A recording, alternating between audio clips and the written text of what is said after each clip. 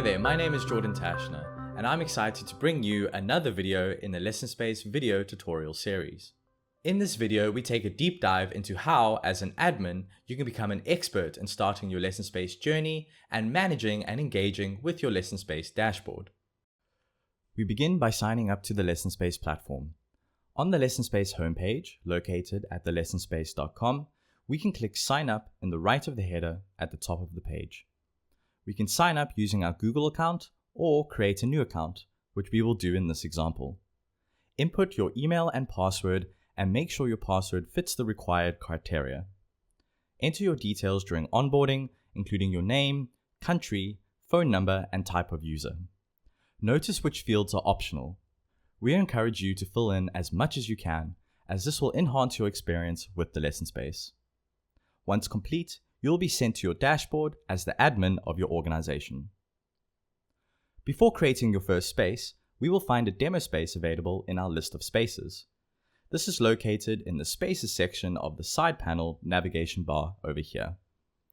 Clicking on the space labeled Demo Space will open up a new space where you can then start inviting others to collaborate. Let's go back to our list of spaces and create a new space. Clicking New Space will open up a side panel where we can name our space and choose to record our sessions in the space. We can also lock the availability of watching the recording to certain user types. These default settings and policies can be changed in Organization Preferences too by navigating to Settings, then Organization, and scrolling down to Recording Settings. We can see that contents and chats are always recorded in session recordings, but we need to opt in to record our audio and video streams. Remember to obtain consent according to your local laws and from those you wish to record in your organization sessions before making any changes to your recordings. Once in the space, we can invite other users to join by clicking Invite Others and sharing the generated link.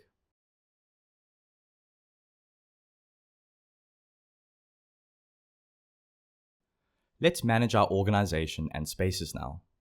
If we go to Settings, then Owner and Admins, we can add trusted users to our organization to help us manage our account. We can manually add admins here with their own name, email, and password. Teachers, located here, are similar, but get sent an email for them to set their own password. Students, located here, can be manually added with an option for us to set a password or them to set their own password. Students are automatically added to the organization when they join a space via the shareable link mentioned earlier. We can use all of these lists to easily manage access to our spaces. Once we are happy, we can then edit different user types and look at activity metrics for their profile. We can then go back to our list of spaces and assign individuals to our spaces. This will create a dedicated area for those individuals to access organizer-created spaces. To do so, we can click on the options icon there, then Assign Space. We can assign all teachers to certain spaces or specific ones. This is useful for the organization manager to manage their teachers and their specific spaces. The resource library within our spaces allows teachers to utilize custom resources within their whiteboards, such as PDFs, images, and more. To manage our resources for our organization, we click on Library on the navigation pane. We can then upload resources for our own profile, accessible only by the account owner, or organization-wide. This means that any teacher within any space in the organization can use these custom resources. For example, I would like to have our tutor agency's logo as a resource within our library. To do so, let's create a folder called Branding. We click the New button in the top right corner of our library page, then New Folder. We name our folder Branding, then click Save Changes. We can then double-click to enter our newly created branding folder and click New once again. This time select File Upload, and we will find our logo. We can then name our file, and when we are happy, we can click Start Upload. We can now see our list of files has been updated with our logo. We can then enter a space and upload this logo to our whiteboard tab.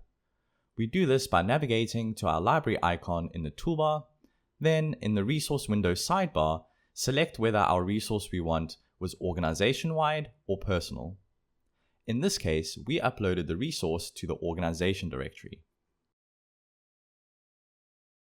If we would like, we can go back to our resources, can edit and rename resources, copy them to another folder, share with others in our organization, download or delete them.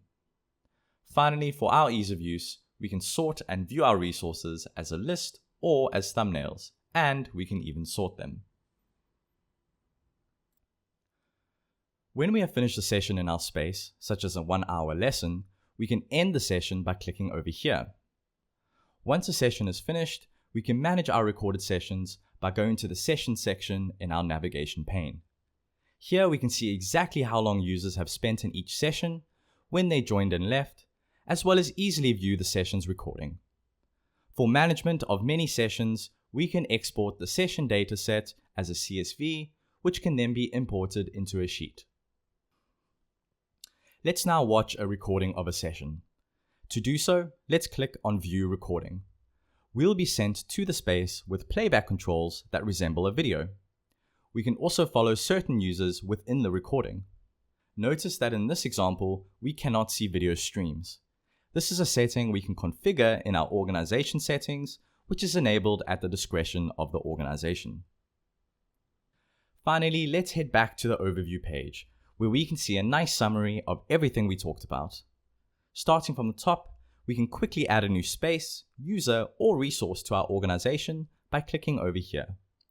We can also make sure we have completed the getting started steps to ensure our organization is properly optimized.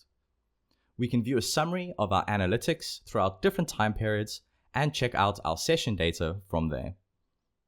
Our last bit of overview includes some tips on what to do next, such as feature highlights and billing for our usage in our organization.